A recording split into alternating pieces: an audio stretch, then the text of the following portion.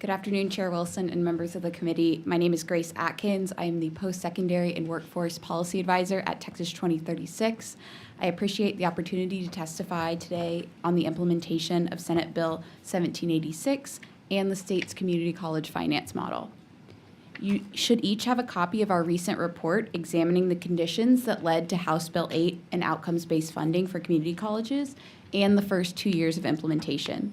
In summary, the reform is working. Since House Bill 8 took effect, credential attainment is up 22%, high-demand field credentials are up 26%, and dual credit enrollment has reached an all-time high. Just as importantly, these gains are broadly shared. 43 of the state's 50 community colleges have seen increased credential attainment, and 45 have increased credentials in high-demand fields.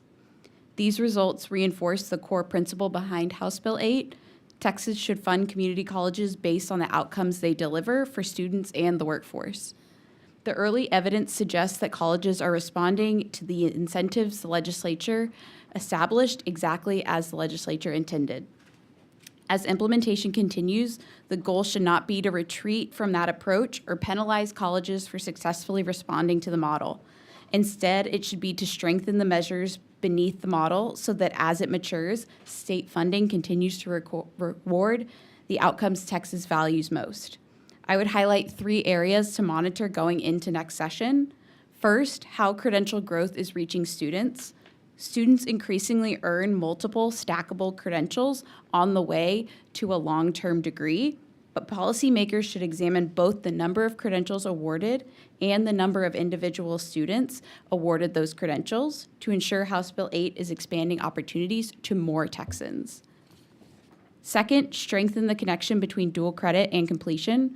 Record participation is encouraging, but the greatest value comes when those courses advance students towards degrees, credentials, and transfer pathways.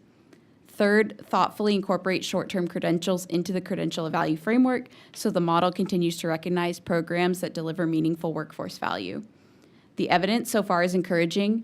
Outcomes-based funding is working. Continued refinement can strengthen the model to preserve its core principles and ensure Texas remains the national model for aligning community college funding with student success and workforce needs. Thank you, and I'm happy to answer any questions.